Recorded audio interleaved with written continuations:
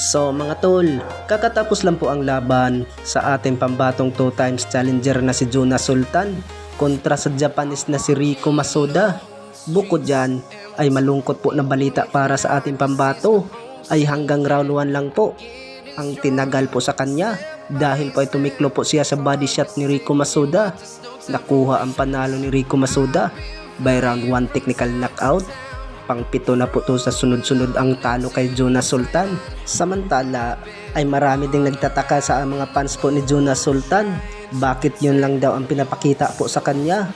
Hanggang round 1 lang po ang tinagal niya at hindi po kinaya ang lakas ng hapon.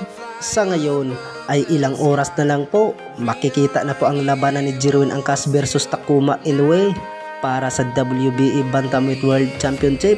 At dinipinsaan po ni Takuma Inoue ang kanyang titulo ng WBA.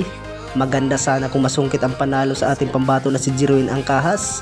Bukod dyan ay nagsalita po ang head coach po ng Angas ng Pinas Jandrel Casimero na si Jason Casimero. At kailangan daw itong si Jerwin Angkas na kailangan daw ang fighter dahil po ay tatakbuhan lang daw ito ni Takuma Inoue.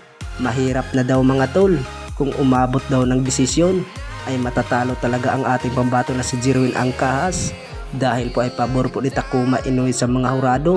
Lalo dyan mga tol, sa Japan po ginanap po ang laban.